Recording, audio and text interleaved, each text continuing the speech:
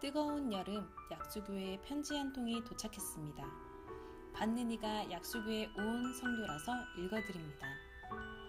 안녕하세요. 건강하신지요? 저는 학생 시절 약수교회를 다닌 넷쌍둥이 엄마입니다.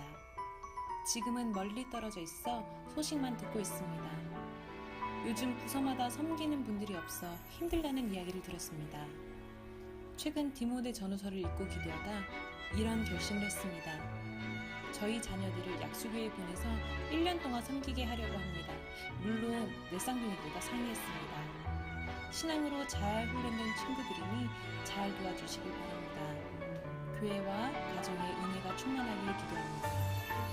약해도 함께면 섬기리 91번지 딸은 충성, 목양, 헌신이, 엄마 왕경천 올림.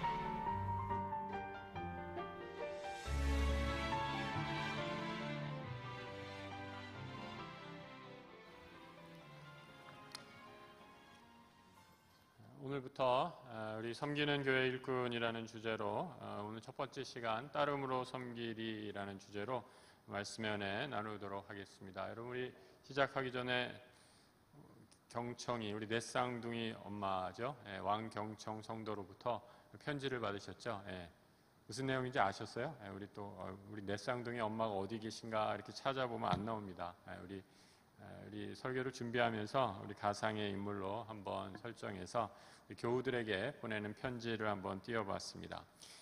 어제 우리 교단 신문인 기독공보에서 2017년도 우리 성도들, 우리 교단 통계가 나온 기사를 보게 되었습니다. 우리 우리 개신교 교단별로 여러분 지금 전체적으로 인구 감소 추세와 맞물려서 성도들이 줄고 있다라는 소식은 여러 매체를 통해서 이미 접하셨으리라 생각합니다. 이 성도들이 전체적으로 다 감소했는데 우리 예장 통합 교단에 그래도 감사한 것은 이 세례 교인들은 꾸준히 조금씩이라고 늘고 있었거든요. 그러니까 세례 교인이다라는 것, 예수 믿기로 결심하고 세례를 받고 교회의 정식 멤버가 된 사람들이죠. 그 세례 교인 수는 계속해서 줄지 않았는데 2016년을 기점으로 해서 세례교인 수도 우리 교단 내의 세례교인 수도 줄기 시작했습니다. 2016년도에 약 마이너스 0.7%가 감소했고요. 또 작년 2017년에는 0.9% 약 16,000여 명이 감소해서 이제 세례교인 수도 감소하고 있다라는 그런 통계를 접할 수 있었습니다. 재직 수를 또 하나 살펴보니까 이 교회의 장로와 권사 숫자는 조금씩 늘어나고 있는데 각 교회별로 이 서리 집사와 안수 집사 수는 조금씩 또 줄어들고 있어서 사회 변동과 맞물려서 교회도 점차적으로 고령화되고 있다라는 지표를 확인할 수 있었습니다. 작년에 통계를 보면서 제가 생각한 것은 꼭 두 가지예요. 앞으로 우리 교회가 젊은 세대를 일꾼을 세우는 일을 게을리하면 안 되겠다. 정말 중요한 과제다라는 생각을 하게 됩니다. 아무리 인구 변동이 당연한 것이고 고령화되는 것이 당연한 추세라고 하지만 다음 세대를 위한 준비를 하지 않으면 교회의 미래가 보장되지 않기 때문입니다. 그래서 교회 다음 세대 일꾼을 세우는 일을 게을리하면 안 되겠다라는 생각을 했고요. 또 하나, 이 작년에 발표한 통계 가운데 교인이 갑자기 줄어든 교회의 그 이유들을 살펴보니까 두 가지 원인이 있었어요. 하나는 재개발로 인한 것, 또 하나는 교회 갈등으로 인한 것이었는데, 첫 번째 이유, 재개발은 제가 어떻게 할 수 없는 것이고, 이것도 다른 여러 가지 요인이 있어서 그런 것이고, 두 번째, 교회 분쟁 때문에 교회가 갑자기 줄어든 경우가 많이 있었습니다. 그래서 이 교회가 평안하게 하나 되게 하는 것이 얼마나 중요한가라는 생각을 하게 되었습니다. 7월 한 달 동안 우리 교회가 하나 되기 위해서 말씀의 은혜를 나눴다면 오늘 8월 한 달 동안은 이 교회가 어떻게 다음 세대를 준비해야 하는가, 교회에 섬기는 일꾼을 세우기 위한 우리 준비가 무엇인가, 오늘은 따름으로 섬기리라는 주제로 말씀을 나누기를 원합니다. 이 디모데서를 중심으로 해서 말씀의 은혜를 나눌 텐데요. 여러분, 교회에 우리 예수 그리스도를 따르고 하나님 말씀을 따르는 일꾼의 첫 번째 우리 특징, 섬기는 일꾼은 믿음의 롤 모델을 두고 따른다라는 거죠. 여러분, 예수 믿는 사람 처음부터 아주 뜨거운 믿음을 갖고 나는 예수 이렇게 잘 믿었다라고 얘기하는 사람 별로 없죠. 그 예수 잘 믿는 사람, 믿음에 있어서 많은 영적인 진보를 가져온 사람들 보면 그 뒤에 항상 그분에게 좋은 믿음의 롤 모델, 믿음에 따를 만한 본보기가 있었음을 확인하게 됩니다. 오늘 여러분 디모데도 마찬가지입니다. 여러분 디모데가 어떤 사람입니까? 바울이 영적인 아들로 여길 만큼 신뢰했던 바울의 제자 가운데 하나이지요. 그런데 이 디모데가 처음부터 이 하나님의 믿음, 하나님의 제자로 우뚝 선 것이 아니죠. 이 디모데의 가정을 잘 알 수 있는 기록이 디모데후서 1장 5절에 이렇게 기록이 되어 있습니다. 이는 내 속에 거짓이 없는 믿음이 있음을 생각함이라. 이 믿음은 먼저 내 외조모 로이스와 내 어머니 유니게 속에 있더니 내 속에도 있는 줄을 확신하노라 라고 말씀합니다. 디모데는 어려서부터 어머니와 또 외할머니 이 밑에서 자라나면서 예수를 믿고 따른 것이 어떤 것이었는가라는 것을 잘 보고 배운 신앙의 롤 모델을 두고 자라났던 사람이었다라는 것을 알 수 있습니다. 여러분 주변에 이런 신앙의 롤 모델이 있습니까? 이 신앙의 롤 모델을 따라 그분처럼 닮아가야겠다라는 사람이 있다면 얼마나 복되고 참으로 축복받은 인생인지 모릅니다. 이 세계의 큰 부호라고 하는 여러분 록펠러라는 이름 다 들어보셨으리라 생각합니다. 그의 자서전을 보면 그의 어머니가 남긴 세 가지 유산을 이렇게 말하고 있습니다. 이 록펠러 어머니는 어려서부터 용돈을 주고 나면 항상 이 아들에게 훈련시킨 것이 무엇이냐? 용돈의 11조를 드리는 훈련을 정확하게 시켰다라고 하죠. 100원을 받으면 10원이라도 꼭 헌금 11조로 드려라 라고 하면서 철저히 어린 자녀에게 11조 신앙훈련을 시켰다라는 거죠. 여러분 이 신앙훈련 덕분에 록펠러는 아주 거부가 되었을 때도 이 믿음의 원칙을 잘 지켰다라고 합니다. 여러분 100원 용돈 받았을 때 10원 하는 것 별로 큰 어려움이 없으리라 생각합니다. 그런데 아주 거부가 되어서 이 단위가 커지면 11조 한다는 거 어려운 일 아닙니까? 그런데도 록펠러는 큰 부자가 됐을 때도 이 어머니에게서 받은 신앙의 훈련 원칙을 그대로 따라서 하나님 앞에 드리고 교회를 위해 헌신했다라는 거죠. 그래서 지금도 미국 사회에 록펠러가 세운 대학, 병원, 이 모든 기관들이 그 사회에서 큰 빛을 발하고 있는 것을 보게 되죠. 부자로 성공하게 된 록펠러가 두 번째 어머니에게 받은 신앙의 유산 아주 간단한 것입니다. 교회에 오면 늘 앞자리에 앉는 훈련을 시켰다라는 거죠. 이 록펠러의 어머니는 예배 시간 40분 전에 교회 예배당 맨 앞자리에 함께 앉아서 아들에게 말씀을 준비하면서 또 기도할 것을 가르치는 훈련을 시켰다라고 합니다. 이 앞자리야말로 하나님의 은혜를 제일 많이 받는 축복의 자리다라는 거죠. 오늘 예배 시간에 이 앞자리에 앉으신 분들 특별히 큰 은혜의 축복이 있기를 간절히 소망합니다. 우리 뒤에 앉은 분들이 별로 아멘을 안 하시네요. 뒤에 앉은 분들에게도 같은 은혜가 있기를 바랍니다. 그럼 세 번째 또 어머니에게 물려받은 신앙의 유산이 무엇인가? 이것도 아주 단순한 원리죠. 교회 일에 순종하고 목사님의 마음을 아프게 하지 말라라는 가르침이죠.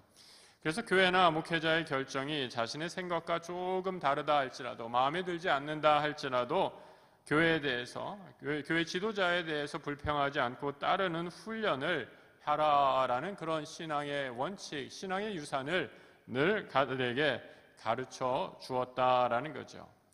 여러분 예수님 우리가 하나님 믿고 따르지만 예수님 하나님 우리가 다 따른다고 하지만 눈에 보이는 신앙의 롤 모델이 있어야 우리가 신앙이 더 성장할 수 있게 되죠. 여러분 가정에서도 마찬가지다 생각합니다. 우리 가정에서 신앙의 롤 모델이 있어야 하죠. 우리 자녀들에게 신앙의 롤 모델 여러분 누가 되겠습니까? 부모님이 돼야겠죠. 우리 부모님 믿음의 아버지와 어머니가 신앙이 아주 중요한 롤 모델의 역할을 하게 됩니다. 예전에는 신앙의 롤 모델 할 때 신앙의 어머니들이 참 중요하다 이런 말씀 참 많이 했어요. 그러니까 요즘에는 그런 소리가 나오더라고요. 아, 목사님, 그런 말씀 좀 하지 마세요. 왜 자꾸 어머니들만 부담 주냐고. 요즘에 어머니들이 얼마나 바쁜지 아냐고.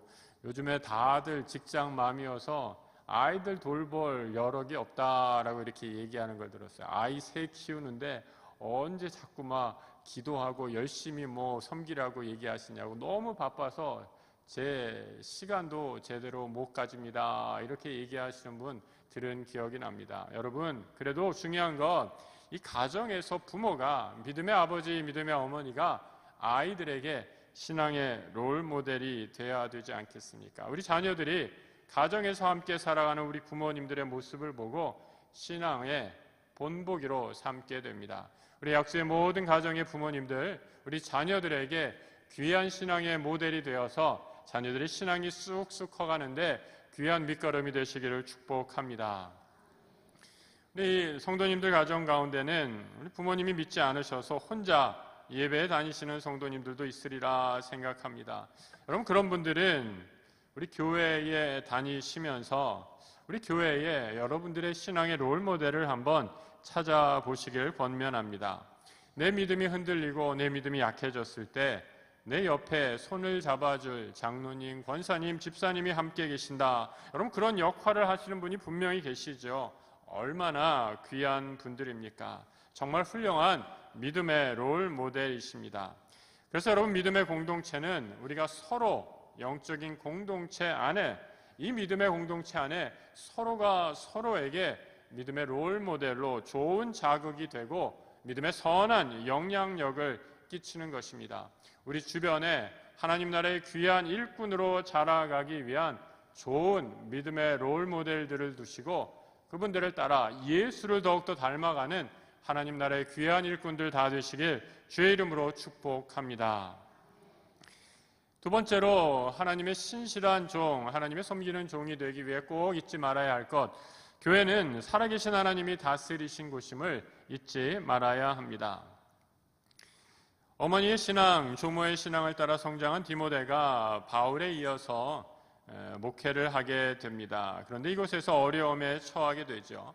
교회 공동체에 다른 교훈을 가르치는 사람이 있었다라고 이렇게 얘기합니다. 이 사람들이 무엇을 가르쳤는가? 오늘 본문 1장 4절에서 이렇게 말씀하죠. 같이 한번 읽어보겠습니다.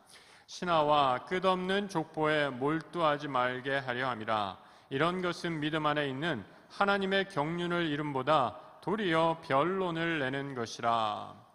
어떤 가르침이었는지 모르지만 신화에 아주 복잡한 이야기들 있지 않습니까? 그는 끝없는 족보, 이런 것들을 늘어놓는 사람들이 있었다라고 얘기하죠. 신화와 끝없는 족보, 그 내용이 무슨 것인지는 정확하게 알 수 없지만 학자들은 이 내용이 그 당시 유행했던 영지주의의 가르침이었다라고 이렇게 보고 있습니다. 그럼 영지주의 어떤 것이죠? 간단하게 말씀드려서 무슨 신비한 은사, 하나님과 아주 소통할 수 있는 나만의 특별한 노하우가 있다라고 이렇게 성도들을 미혹했던 가르침을 말합니다. 경건에 이르려면 반드시 내가 가르쳐주는 이런 방법을 취해야만 믿음이 성장할 수 있고 하나님을 만나게 된다라는 그런 온갖 거짓 교설들이 난무했습니다. 누가 이렇게 얘기하니까 어떤 사람이 아니다, 그건 틀렸다라고 얘기하면서 교회 공동체가 이런 불필요한 가르침으로 더 큰 혼란에 빠지게 되는 어려움에 처하게 됐다라는 거죠. 그럼 건강 지키기 위한 가장 좋은 방법이 무엇이죠? 다 아시죠? 건강 지키기 위한 가장 중요한 세 가지 요소, 규칙적인 생활과 적당한 식사와 적절한 운동이죠. 이 세 가지 모르는 분이 어디 있습니까? 그런데 여러분, 이 가장 중요한 건강의 기초를 잘 행하지 않고 가끔가다 어떤 분들 보면 몸에 좋다는 보양식만 찾아서 드시는 분 있어요. 이런 것들 별로 고려하지 않으면서 그냥 몸에 좋다는 거 그냥 드시러 다니시고 보양식, 비타민 몸에 좋다는 보충제는 다 드시는 분들, 여러분 어떻게 되는가? 몸의 간이 상하게 돼서 오히려 건강에 더 큰 어려움을 겪게 되는 일을 종종 보게 됩니다. 신화와 끝없는 족보에 빠진 사람들의 특징이 무엇인가? 여러분 마치 건강에 좋은, 신앙생활에 가장 좋은 영양식, 아니 주식인 성경이 여기 있는데 그 성경을 읽지 않고 엉뚱한 데서 다른 음식을 가져다가 내가 믿는 것, 내가 먹는 것, 내가 먹는 영적인 양식이 정말 중요하다라고 얘기하면서 각자 저마다의 생각을 말하고 있는 것입니다. 여러분, 그렇게 될 때 어떻게 될까? 바울이 이렇게 얘기하고 있죠. 믿음 안에 있는 하나님의 경륜을 이루지 못한다라고 이렇게 얘기하고 있습니다. 여러분, 하나님의 경륜이다라는 말, 어려운 말을 썼는데요, 하나님의 보이지 않는 질서를 의미합니다. 하나님의 말씀 안에 교회가 바로 서야지 하나님의 보이지 않는 질서가 교회에 든든히 자리 잡게 되고 교회가 안정되고 화목하고 평안한데, 각자 자기가 말하는 소견대로 얘기하기 시작하니까 교회가 시끄러워지고 분쟁에 빠지고 어려움에 처하고 말았다라는 거죠. 바울은 교회는 생명의 말씀을 따르는 곳임을 디모데에게 가르쳐주면서 이렇게 권면하고 있습니다. 디모데전서 3장 15절의 말씀이죠. 같이 한번 읽어보겠습니다. 만일 내가 지체하면 하나님의 집에서 어떻게 행하여야 할지를 알게 하려 함이니 이 집은 살아계신 하나님의 교회요 진리의 기둥과 터니라. 여러분, 바울이 디모데에게 가르쳐주는 가장 기본적인 사실, 교회, 이 교회는 누구의 것이라 라고 얘기합니까? 교회는 하나님의 집이다 라고 얘기합니다. 이 집은 살아계신 하나님의 교회다라고 거듭 말씀하고 있습니다. 교회의 주인은 누구입니까? 교회의 주인은 나의 경험, 내가 체험한 신비의 은사를 자랑하고 떠드는 사람들의 주인이 아니라 이 교회의 주인은 살아계신 하나님이시다라는 거죠. 살아계신 하나님이 진리의 말씀으로 예수 그리스도의 핏값을 주고 사신 교회가 바로 하나님의 거룩한 교회입니다. 그래서 하나님의 교회가 세상의 법과 방식대로 운영한다면 그 교회는 무늬만 교회라고 할 수 있죠. 여러분, 사도행전 5장에 보면 아주 무서운 하나님의 심판을 그린 이야기가 나옵니다. 성경에 이렇게 무서운 심판을 받은 사람이 있을까 할 정도로 심판을 받은 부부의 이야기이죠. 바로 아나니아와 삽비라 부부입니다. 아나니아와 삽비라가 자신이 가지고 있는 땅을 팔아서 헌금을 했죠. 그런데 그 헌금의 일부를 떼어서 감추어 놓고 마치 자신들이 다 드린 것처럼 그렇게 헌금을 합니다.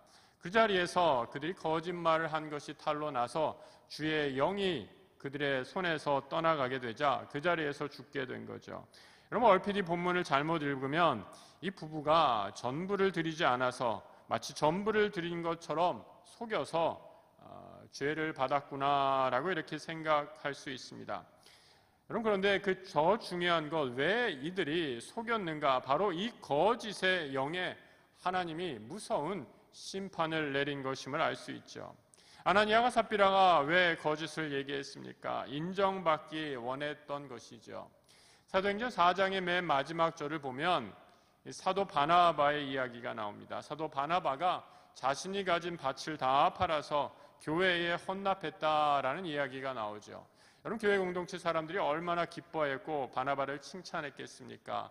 바나바가 참 믿음의 훌륭한 본이 되는 우리 믿음의 사도다라고 칭찬하지 않겠습니까? 그런데 이 아나니아와 삽비라가 이 말을 듣고 나도 바나바처럼 그렇게 헌신하지 못하지만 내가 가지고 있는 힘껏 하나님 나라를 위해 섬겨야겠구나라고 이렇게 생각했으면 좋으련만 욕심이 났던 거죠. 어떤 욕심입니까? 바나바가 가진 교회의 영향력만큼 나도 그런 영향력을 좀 끼치고 싶다라는 욕심이 났던 거죠. 그래서 마치 다 드린 것처럼 거짓을 고하는 죄를 범한 것이죠. 하나님은 이 교만을 보시고 초대교회에 생긴 무서운 죄악의 씨앗을 미리 제거해 버린 것입니다. 여러분, 오늘날 교회의 위기, 교회가 하나님의 교회임을 망각했기 때문에 일어나는 위기들입니다. 교회의 주인이 나라고 착각하는 사람이 많아졌습니다.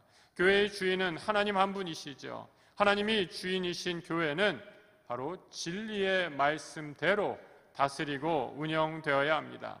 때로는 이것이 힘들고 어렵고 하나님의 말씀을 따라 살려고 애쓰는 사람들이 모인 곳이 바로 교회이어야 합니다. 다른 방법으로, 온갖 세상의 방법으로 살아간다고 해도 교회는 이 진리를 고수해야 합니다. 때로 손해보고 실패한다 할지라도 오히려 격려해야 하는 것이죠. 하나님 옳다 하시면 세상 사람들 뭐라 하든 그 길로 우직하게 걸어가는 사람들, 그 사람들이 모인 곳이 이 시대에 섬기는 일꾼들이 모인 교회의 모습입니다. 오늘 함께 예배드리는 우리 성도들, 진리의 말씀을 붙잡고 하나님이 교회의 주인인 이 교회를 섬기는 일꾼으로 온전히 서시기를 주님의 이름으로 축복합니다. 세 번째로, 섬기는 교회의 리더는 아가페 사랑의 실천자이다라고 말씀드릴 수 있습니다. 여러분, 바울은 오늘 우리가 예수를 따르는 궁극적인 목표 1장 5절에서 이렇게 디모데에게 가르쳐주고 있어요. 같이 한번 읽어보겠습니다. 이 명령의 목적은 깨끗한 마음과 선한 양심과 거짓 없는 믿음에서 우러나오는 사랑을 불러일으키는 것입니다. 성경에 보면 바울이 한 개인에게 썼던 편지가 한 3편지, 3통 정도가 있어요. 오늘 우리가 읽은 디모데서가 있고요, 디도서가 있고 빌레몬서가 있습니다. 이 세 사람에게 쓴 편지는 개인의 이름으로 보낸 편지지요. 바울은 디모데에게 편지를 쓰면서 내가 너에게 이 편지를 쓰는 목적을 말해주고 있습니다. 이 목적, 헬라어로 텔로스라는 단어가 쓰였는데요, 이 목적을 잘 알아야 우리가 믿음의 생활을 잘하고 교회의 리더로 섬기는 일꾼으로 직분을 감당할 수 있다라는 거죠. 이 목적이 잘못되면 모든 신앙의 방향과 의미가 상실되어 버린다라는 거죠. 그 목적이 무엇인가? 선한 양심과 거짓 없는 믿음에서 우러나오는 사랑이다라고 이렇게 얘기합니다. 이 목적을 잃게 되면 교회 생활이 점점 무미건조해지고 다른 사람들의 이런저런 말에 흔들리고 상처받는 현상이 일어나게 된다라는 거죠. 거짓 없는 믿음에서 나오는 사랑, 여러분 여기서 말하는 사랑을 가르치는 헬라어가 아가페라는 단어가 쓰였습니다. 여러분, 교회 봉사할 때 특별히 섬기는 리더의 마음은 어떠해야 하는가? 아가페의 사랑의 마음을 가지고 하나님 나라의 일을 감당하라라는 겁니다. 여러분, 아가페 사랑, 무엇인 사랑, 어떤 사랑인지 잘 아시지 않습니까? 무조건적인 사랑이죠. 대가를 기대하지 않고 하나님 앞에 헌신하는 그런 사랑입니다. 이 사랑의 예, 하나님께서 예수 그리스도를 통해 보여주신 분명한 예에서 찾을 수 있습니다. 하나님이 우리를 무조건적으로 사랑하시죠. 여러분, 하나님이 우리 한 사람 한 사람, 야, 넌 참 잘생겼구나, 예쁘구나, 네 스펙이 참 좋구나, 너의 가문이 참 명문이구나, 내가 가진 것이 많구나, 이래서 하나님이 우리를 구원해 주셨습니까? 이런 것이 아니죠. 하나님은 그저 있는 모습 그대로 우리를 아무 조건 없이 사랑해 주셔서 아들 예수 그리스도를 우리를 위해 내어주시고 그 십자가 사랑의 아가페 사랑의 은혜로 오늘 우리가 여기에 있는 것 아닙니까? 바울은 오늘 디모데에게 말하면서 권면하면서 이 아가페 사랑으로 교회를 섬기라라고 말씀합니다. 사람들이 좀 알아주면 신나게 일하다가 사람들이 알아주지 않으면 나 힘들어서 못할란다 라고 때려치우는 그런 태도로 일한다면 아가페 사랑으로 섬기는 태도가 아니죠. 여러분, 우리가 어떻게 하면 이 아가페 사랑으로 하나님 나라의 교회를 섬길 수 있을까? 바울은 오늘 디모데에 쓴 편지에서 그 비결을 한 가지 가르쳐 주고 있습니다. 디모데후서 2장 22절의 말씀 같이 한번 읽어봅니다. 너는 청년의 정욕을 피하고 주를 깨끗한 마음으로 부르는 자들과 함께 의와 믿음과 사랑과 화평을 따르라. 욕심을 버리라, 마음의 정욕을 버리라 라고 얘기하고 있죠. 그리고 이 아가페 사랑이 잘 지켜지고 마음을 청결하게 유지하기 위해서 이렇게 얘기합니다. 주를 깨끗한 마음으로 부르는 자들과 함께 하라라는 거죠. 의와 믿음과 사랑과 화평을 따르라 라고 얘기하죠. 여러분, 신앙생활은 그래서 혼자 하는 것이 아닙니다. 함께 어울러져야 합니다. 깨끗한 마음을 가지려면 욕심을 버리고 마음이 깨끗한 사람들과 함께 교제하고 섬기라라는 거죠. 여러분 디도서 1장 15절에서는 또 이렇게 얘기합니다. 깨끗한 자들에게는 모든 것이 깨끗하나 더럽고 믿지 않은 자들은 아무것도 깨끗한 것이 없고 오직 그들의 마음과 양심이 더러운지라. 여러분 디모데후서의 말씀이나 이 디도서의 말씀이나 바울이 개인적으로 목회 서신에 했던 이 두 가지 서신서의 공통점, 우리가 방금 읽은 말씀의 공통점, 함께하는 사람들이 중요하다라는 겁니다. 마음이 깨끗한 사람들과 함께 지내고 함께 그들을 통해 선한 영향력을 주고받는 것이 신앙의 성장에 있어서 아주 중요한 핵심이다라고 말하는 거죠. 여러분 누가 만납니까? 누구와 이야기합니까? 아가페 사랑을 지닌 믿음이 성숙한 자와 함께 이 사랑을 나눌 때 이 사랑이 더 커지고 온전해진다라고 말씀합니다. 나의 영적 성장을 위해 마음이 깨끗한 사람들과 좋은 교제권을 갖고 함께 나누게 될 때 내 믿음이 더 성장하는 축복을 누리게 됩니다. 여러분 이 말씀을 오해해서 들으시면 안 돼요. 아, 깨끗한 사람, 옷 잘 입고 멀쑥하게 차려입고 뭐 겉으로 보기에 우리가 이런 거 잘 알 수 없지 않지만 그냥 몸이 화려한 사람들, 나와 좀 맞는 사람들만 찾아서 교제한다, 끼리끼리 지낸다 이렇게 오해하시면 안 됩니다. 여러분 여기서 말하는 마음이 깨끗한 사람이라는 말의 의미는 하나님 안에 온전히 선 그런 믿음의 사람을 말하는 거죠. 목사님, 우리 교회에 그런 분 어디 있어요? 좀 알려주세요. 여러분 혹시 그런 생각 드시는 분 계십니까? 여러분 혹시 그런 생각 드신다면 저는 오늘 말씀을 통해 여러분에게 도전하고 싶습니다. 더 중요한 것, 내가 바로 그런 깨끗한 마음이 양심의 사람이 되어서 늘 기도와 말씀으로 훈련되고 무장되는 것이죠. 내가 믿음 안에서 바로 설 때 우리 공동체 전체가 좋은 영향력 안에 놓일 수 있기 때문이죠. 하나님은 일꾼이 없는 이 시대에 우리가 믿음 안에 바로 서는 신앙의 롤 모델이 되는지 또 우리가 한 사람 한 사람 서로에게 귀한 신앙의 롤 모델이 되도록 부르십니다. 온갖 거짓이 난무한 혼돈의 시대에 진리의 말씀으로 하나님의 교회를 든든히 세워갈 사명자를 찾고 계십니다. 하나님께서 예수 그리스도를 통해 보여주신 아가페 사랑을 우리 공동체에서 실천할 바로 그 한 사람이 바로 나라고 말씀하시며 우리를 부르고 계십니다. 거룩한 이 주의 음성에 순종함으로 하나님 나라를 세우는 거룩한 순종의 따름의 일꾼 되시길 우리 주님의 이름으로 축복합니다.